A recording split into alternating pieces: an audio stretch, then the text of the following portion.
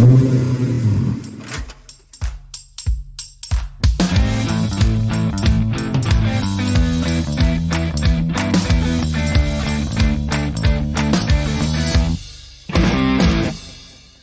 chers passionnés.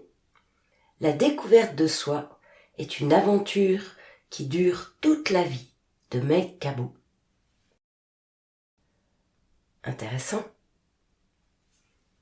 Parfois, nous sommes incohérents dans nos actions, nos décisions, ce qui peut entraîner des choix peu judicieux ou des comportements qui nous sont négatifs. On ne sait pas où aller ni quoi faire et un fort manque de direction pour l'avenir. On ne sait pas où aller ni quoi faire, parfois même un fort manque de direction pour l'avenir. On a peur du changement. Si nous ne savons pas qui nous sommes, il peut être difficile de trouver un but ou une direction dans la vie. La confusion personnelle et l'incertitude quant à qui l'on est et ce que l'on veut dans la vie, ou encore la difficulté à trouver un sens ou une raison d'être, est directement liée à se connaître, à l'identité, le sens de soi. Dans ces moments, on a envie d'un bien-être personnel, on recherche une confiance en soi. En explorant sa propre identité, l'on peut découvrir de nouveaux talents et passions et développer une nouvelle compétence, gagner en confiance. Le résultat, on sera de faire des choix qui nous conviennent avec assurance. Pour apprendre à se connaître, si nous ne savons pas qui nous sommes à un certain moment de la vie, suivant une situation ou un choc, un changement, il peut être difficile de savoir où nous voulons aller et ce que nous voulons accomplir. Nous avons vu le pourquoi. C'est ce qui nous distingue des autres et qui fait de soi la personne que l'on est. La reconnaissance de son identité peut t'aider à avoir une meilleure compréhension de toi-même et ta place dans le monde, à développer une confiance et te sentir plus en paix, en harmonie avec toi-même. Cependant, il est important de noter que ton identité peut évoluer au fil du temps et des expériences de la vie. Parfois, dans la vie, tout déroule avec fluidité, et puis, pof, un changement important apparaît. Et là, on peut se perdre et ne plus savoir quoi faire, dans quelle direction aller. C'est souvent d'ailleurs dans ces moments-là que des personnes, pas forcément malveillantes, mais peut-être pour nous aider, nous indiquent des chemins qui sont pas forcément adaptés, et là on se perd encore plus. On peut aussi avoir des types de personnes qui sont malveillantes, qui vont profiter de nos capacités à leur escient. Que ce soit un changement de carrière sportif, professionnel, un changement de vie privée, ça peut faire perdre le nord. Quand j'ai décidé d'arrêter ma passion, après 23 ans de pratique et une carrière à succès, j'étais complètement désemparée. Je me demandais si un jour j'allais retrouver un sens à la vie. J'étais devenu un automate, avec plein d'activités, histoire d'oublier tout ça. Je me posais la question, mais qu'est-ce que je peux trouver comme nouvelle passion ? J'aimerais une vie pétillante et heureuse, comme avant, comme dans mon sport. Il m'a fallu passer à travers de nombreuses étapes pour m'en sortir, la tête haute, avec plein de cadeaux cachés, découverts. Et l'une des plus grandes aides a été de me reconnaître. Reconnaître. Un peu comme une nouvelle naissance. Et oui, c'est comme ça que je le vois, une nouvelle naissance. Ça a pris un moment, une naissance humaine dure 9 mois. Bien moi, ça m'a pris à peu près 2 ans. Oui, 2 ans. Et encore, cela est raisonnable. Certains sportifs, ça peut durer toute une vie, voire beaucoup d'années. Et puis d'autres, ils ont déjà planifié et préparé pendant leur activité une reconversion par la suite. C'est alors que la reconnaissance de sa propre identité est fort utile. Car cette exploration permet de nous reconnaître et aussi de nous reconnecter à ce qui fait sens dans la vie pour nous. Nous sommes aujourd'hui sur le 5e niveau logique de Robert Dilts. Comme on l'a vu précédemment, les niveaux logiques sont 5 dimensions qui influencent notre façon de penser, de sentir et d'agir dans notre vie quotidienne. Chacun de ces niveaux représente un aspect différent de notre perception du monde et de nous-mêmes. L'identité, presque au sommet, en fait l'identité c'est le 4e niveau, l'identité presque au sommet se concentre sur la question de qui nous sommes. Cela inclut non seulement notre nom, notre nationalité, notre profession ou nos professions, notre sport, nos passions, nos activités, nos amis, l'environnement dans lequel on vit, la culture dans laquelle on vit, mais aussi notre image, nos valeurs et nos croyances, comme on a vu dans la spéciale précédente. L'identité est la manière dont nous définissons nous-mêmes, comment nous nous percevons dans le monde. Le niveau d'identité est un niveau fondamental pour notre bien-être personnel. Lorsque nous avons une forte identité, on peut appeler un charisme, nous sommes en mesure de nous tenir debout pour ce que nous croyons et de faire des choix qui nous conviennent. Souvent, on n'a même pas besoin de réfléchir. C'est direct. Et oui, on est propulsé par l'élan de la vie. Ou attiré, comme des appels du cœur. Cependant, une image de soi déformée peut mener à une insécurité et une baisse de la confiance en soi. Il est important de comprendre que notre identité est en constante évolution au fil du temps, de nos expériences, de notre vécu. Nous changeons et grandissons en fonction de nos réalisations. Prendre le temps de réfléchir à qui nous sommes et redéfinir en fonction de ce que nous souhaitons atteindre dans la vie peut, à certains moments, être fort utile dans ces moments de changement de vie, où on a perdu la boussole, perdu le cap. Voici quelques inconvénients potentiels liés au fait de ne pas se connaître. Lorsque nous ne connaissons pas notre identité, ou peu, parce qu'on en connaît toujours une partie de toute façon, mais disons peut-être, nous reconnaissons pas, reconnaître notre identité. Nous pouvons être incohérents dans nos actions et nos décisions, ce qui peut entraîner des choix peu judicieux et des comportements négatifs. En gros, ça donne un mal-être, quoi. Et on ne sait pas trop d'ailleurs, on ne sait pas trop pourquoi, tendance à réagir sur certaines habitudes ou peut-être influencé par les autres. On n'est plus à l'écoute de soi. On s'est, comme on pourrait dire, perdu. On a aussi le manque de direction. Si nous ne savons pas qui nous sommes, il peut être difficile de savoir où nous allons aller et ce que nous voulons accomplir. On peut avoir aussi la peur du changement. Ah, cette fameuse peur du changement. Sortir de la zone de confort. Si nous ne sommes pas en paix avec notre identité, nous pouvons avoir peur des changements dans notre vie, ce qui entrave notre croissance personnelle et ralentit notre chemin de vie. Il peut se produire aussi des relations dysfonctionnelles, lorsque nous ne sommes pas clairs sur nos relations. Nous avons des difficultés à établir des relations saines et fructueuses avec les autres. Souvent, quand on reconnaît son identité, on se retrouve dans un environnement agréable qui nous convient. Tu sais, les personnes un peu comme nous, ça crée comme une osmose. Et puis, il y a ce fameux manque de confiance en soi. Il peut être difficile d'avoir confiance en nos capacités, en nos décisions dans ces moments-là. Un manque de but ou de direction dans la vie. Une difficulté aussi à gérer les émotions.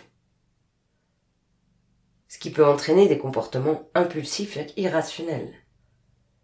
Une confusion personnelle et de l'incertitude interne est aussi un des grands facteurs de la non-reconnaissance de son identité. On peut peut-être avoir une direction et aussi un manque de clarté pour accomplir ce qui est important pour soi. Alors à l'extrême, ça donne un manque de sens, perte de raison d'être, difficulté à construire des relations saines. À l'inverse, une compréhension claire ou de plus en plus claire de son identité peut être très bénéfique pour la vie personnelle et professionnelle. Cela crée une base solide pour des décisions et des actions adaptées à soi. Voyons les avantages maintenant, quand même bien plus agréables. Se connaître amène une meilleure compréhension de soi. En se connaissant son identité, on peut comprendre ses pensées, ses sentiments, sa motivation, la déclencher comme ça, et ses comportements. On acquiert de la confiance en soi. On peut développer beaucoup plus de confiance, et du coup, nos capacités à faire face aux défis de la vie sont beaucoup plus légers. On acquiert aussi de la clarté sur nos valeurs et les objectifs. On est dans l'amélioration des relations, car on se comprend soi-même, donc on est plus apte à comprendre les autres et à développer de belles relations qui nous correspondent. C'est aussi une forme de guérison émotionnelle. On l'a vu, on se rapproche du sommet de la pyramide, et que tout est interdépendant dans cette pyramide des niveaux logiques. Donc, plus on connaît son identité, mieux on sera avec ses émotions, avec l'écoute de leurs messages. On sera plus en capacité, en compétence, avec un comportement plus adapté, dans un contexte qui nous plaît. Et puis, ce qui est chouette, c'est qu'on peut découvrir de nouveaux talents et passions, et les développer de nouvelles compétences, en apprenant à reconnaître son identité. Travail de toute une vie? Non, pas travail. Travail dans l'étymologie, c'est l'esclavagisme. On va bannir ce nom. On va dire pratique. Allez, partons sur la pratique. En pratiquant et en explorant et en pratiquant de plus en plus l'exploration de sa propre identité, vu qu'elle bouge régulièrement dans la vie, alors on peut découvrir de nouvelles compétences. Intéressant, un potentiel caché. Et oui, c'est là où émerge un potentiel caché. En tout cas, cet outil permet de le faire, comme tant d'autres, bien sûr. Et puis, on atteint à un moment donné un sentiment d'appartenance, puisqu'on est bien dans l'environnement, dans son comportement, dans ses capacités, dans ses compétences. On fait ça avec amour, aligné à nos valeurs et à nos croyances. Alors, ce sentiment d'appartenance apparaît, que ce soit un groupe, une communauté, et cela renforce l'estime de soi, l'amour de soi. Donc en fait, qu'est-ce que c'est cette identité ? Eh bien, c'est entre autres la somme de tes caractéristiques, de tes qualités, de tes croyances, de tes émotions, de tes expériences et les rôles qui te définissent en tant qu'individu unique. L'unicité. Quelle est ton unicité ? Ce qui te distingue des autres et qui fait de toi la personne que tu es. La reconnaissance de ton identité va en plus apporter de la confiance, on l'a vu, de la paix, de la sérénité, de l'harmonie avec soi-même et les autres. Parce que quand on est bien soi-même, les autres sont bien avec nous. Quand ce sont des personnes alignées à notre énergie, bien sûr. Et puis, on peut aller dans le détail de chaque partie de notre identité et ainsi après en former un ensemble global, une représentation globale de nous-mêmes. Elle inclut bien sûr nos défauts, il n'y a pas que du positif. Et oui, car nos défauts, parfois, sont des qualités dans certaines situations. Donc nous avons plusieurs superpositions de nos identités. Notre genre, notre vie sociale, professionnelle, familiale, parentale, amicale, intime, digitale maintenant. Eh oui, l'ère du digital. Alors ce niveau d'identité de la pyramide de Diels, comme on l'a vu, influence tous les autres niveaux logiques. Je t'invite à écouter les 4 podcasts précédents qui expliquent les autres niveaux logiques. Tu y trouveras tout un fil rouge tout le long. Donc, sa propre identité, c'est le socle de notre existence. C'est le qui derrière le où, quand, comment, pourquoi, tu te rappelles ? C'est le sentiment d'unicité que nous avons intérieurement et qui nous pousse à rester identiques et cohérents vis-à-vis de nous-mêmes tout le long de notre vie. C'est aussi la représentation interne que nous avons chacun nous-mêmes qui influence tous les autres niveaux logiques. Cette image, ou représentation, n'est pas la même, elle dépend du contexte. En fait, nous endossons plusieurs casquettes. Par exemple, l'employé, le mari ou la femme, le copain, la copine, etc. Cavalière, le cavalier, pilote de rallye, chef d'entreprise. Bref, tu me suis?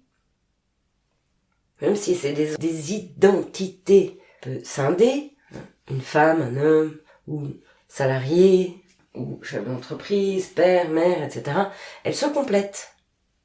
C'est un peu comme un oignon, où il y a des multiples couches qui cohabitent et interagissent au fil des rôles que nous endossons dans notre existence.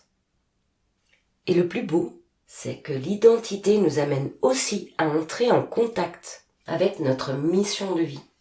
Bon, on est d'accord, mission de vie, on n'est pas Mère Teresa ou je ne sais quoi, quoique peut-être, certaines personnes qui écoutent ce podcast sont de grands coachs, n'est-ce pas?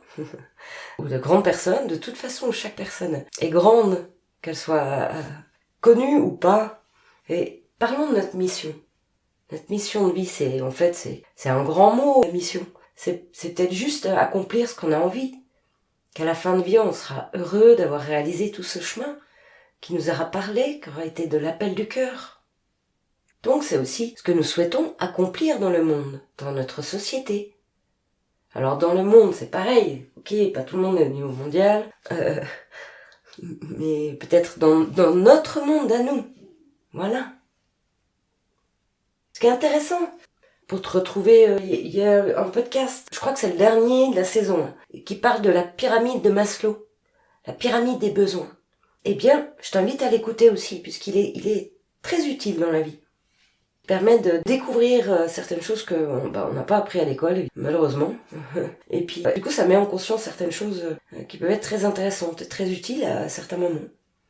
Donc, revenons à notre mission de vie. L'identité. Quatrième niveau logique de la pyramide de Dietz, eh bien, on peut l'associer aussi au besoin d'accomplissement de la pyramide de Maslow. Oui, parce qu'on a besoin, l'humain, de s'accomplir. Pour certains, comme je disais, si on prend Steve Jobs, il avait besoin de faire quelque chose de gigantesque. Il nous a transformé un paradigme complet et une façon de vivre totalement différente, ainsi qu'au commerce, par l'iPod au départ, l'iPhone, l'iPad. Voilà, bon, sans faire de pub, mais c'est quand même un exemple incroyable. On peut faire ça, nous, chaque être, à son niveau. Ça peut être juste la relation avec son cheval, toute une vie. Parce qu'un cheval, ça vit longtemps, hein. Effectivement, on en aura probablement plusieurs, mais... ou un animal, ou un sport, une entreprise. Le sentiment d'accomplissement, il ne peut être présent que lorsque nous avons les moyens de poursuivre cette mission de vie. C'est-à-dire que nos autres besoins sont comblés. Comme on l'a vu dans la pyramide des besoins de Maslow. Besoin de nourriture, d'eau, d'un toit, d'être au chaud, besoin d'être en relation. L'être humain a besoin d'être, il peut pas vivre seul. Il y a quelques exceptions, effectivement, mais c'est à la base, on n'est pas fait pour vivre seul. Enfin, c'est une croyance, rappelez-vous, les croyances spéciales d'avant. Le point à noter, c'est que ce niveau est la source de notre estime de soi. Ainsi, la représentation que nous avons de nous-mêmes est écornée, alors notre estime en pâtira immédiatement. Bien que ce niveau soit par nature très stable, il peut évoluer rapidement lorsqu'une connaissance de soi grandit.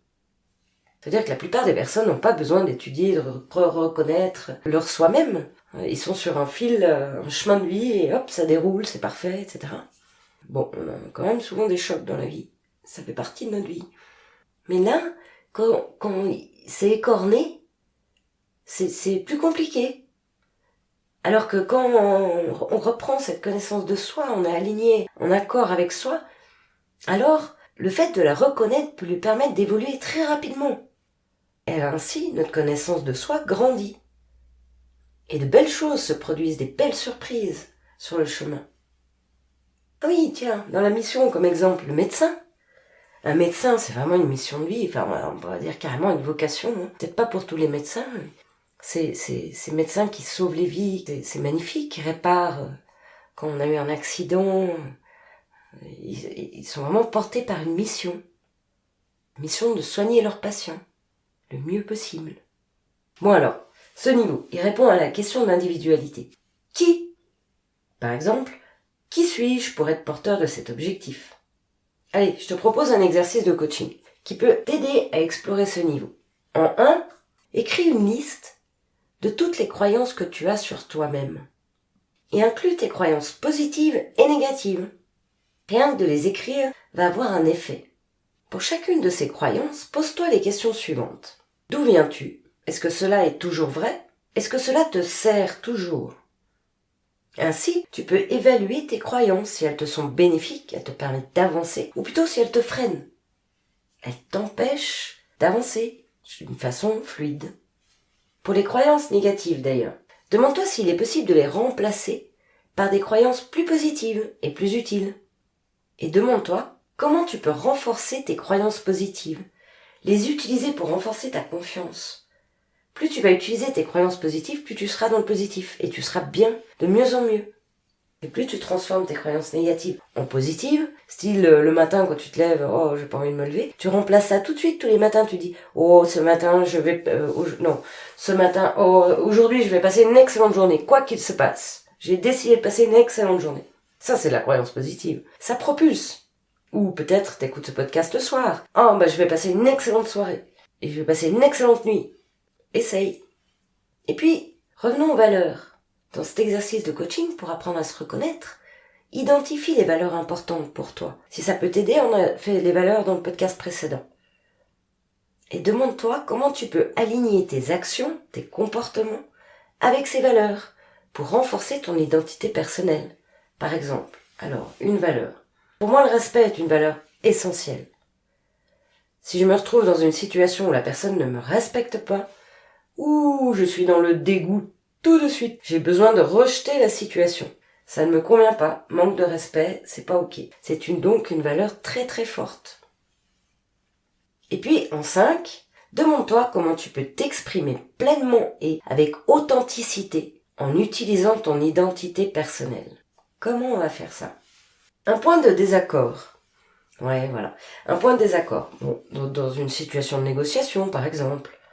Eh bien, exprimer pleinement son authenticité, en utilisant son identité personnelle, va inclure, comme je reprends l'exemple de la valeur, le respect.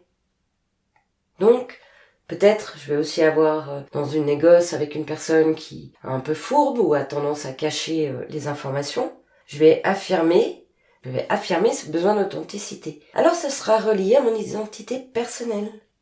Bon, c'est un petit exemple. En 6, comment te décris-tu? Par exemple, personne joyeuse, bout en train. Comment te décrivent les autres? Je peux leur poser la question. Souvent on me dit déterminé. Ne lâche rien, comme on dit chez nous, à Pacapona. Et quels sont tes traits de personnalité? Traits de personnalité, une personne plutôt sincère, avec du charisme, qui a plaisir à s'exprimer. À l'opposé, on peut avoir une personne timide, fait partie de la personnalité. Et quelles sont tes qualités? Oublie pas, quels sont tes défauts aussi? On l'a vu, les défauts sont aussi des qualités dans certaines situations. Voilà, je te laisse continuer cet exercice. Son objectif est de t'aider à explorer et à renforcer ton identité personnelle. Alors, en résumé, apprendre à se connaître quand on est dans une période de flou dans la vie, ça nous amène de la confiance, en tout cas ça l'accroît, se sentir plus à l'aise dans sa peau, plus confiant dans sa peau et dans les interactions sociales. Ça amène une meilleure compréhension de ses propres forces et faiblesses. Et ainsi, à se concentrer beaucoup plus sur ce que tu fais de bien et peut-être à noter des points chaque semaine pour pratiquer les domaines où tu as envie de développer un peu plus tes capacités moins présentes, histoire de passer de faiblesse à capacité. Cela apporte aussi une plus grande clarté, on l'a vu. Dans les choix de carrière, c'est important, quand on voit qu'on passe tout ce temps-là au travail. Non, j'ai dit travail, pas bien. Dans notre activité professionnelle, on a plus de clarté dans les choix de carrière, on a une meilleure compréhension de soi-même, on peut être en mesure de choisir une carrière qui correspond beaucoup mieux à nos intérêts, nos valeurs et nos aptitudes. Ça paraît logique tout ça, mais pas si simple. Et d'ailleurs, c'est une pratique de toute une vie. On améliore aussi nos relations, qu'elle soit personnelle ou professionnelle. Et le bonheur, c'est que c'est une vie beaucoup plus satisfaisante. On a plus de sens, voire du sens tout court, un but dans la vie. Donc ça nous amène à une vie épanouissante. Oh, vraiment, on aurait dû apprendre ça à l'école. Et le plus beau, c'est une meilleure santé mentale. Vu qu'on comprend mieux nos émotions, nos réactions, peuvent nous conduire à une meilleure santé émotionnelle aussi. Voilà, en conclusion, comprendre sa propre identité est crucial, je dirais. Ça ne tient qu'à moi. Pour notre croissance personnelle et pour établir des relations saines, être heureux et atteindre ses objectifs. C'est, en résumé, se reconnecter à qui nous sommes vraiment. Voilà, j'espère que vous aurez trouvé cette information enrichissante. Dans le prochain podcast, nous irons visiter cette fois vraiment le 5e niveau de la pyramide de Dietz, de Robert Dietz, avec la vision, le sens et la mission. Appartenir, ambition, quel est le sens? Alors, je te retrouve tout de suite, dans un jour, dans une semaine, dans un mois, pour la nouvelle spéciale, qui sort chaque lundi à minuit 1. C'est quand tu veux, c'est en ligne. Ah oui, en passant, inscris-toi à la newsletter. Tu vas y trouver des guides sur la pyramide de Dietz, sur la pyramide de Maslow, sur les émotions. Alors, pour le moment, je sais pas à quelle période t'écoutes ça, ils sont encore pas tous en ligne. Et ça sent bien, inscris-toi. Merci pour ton écoute. Et surtout, rappelle-toi, là où tu regardes, tu vas. À bientôt sur la chaîne Maximise ton potentiel. Et bonne pratique.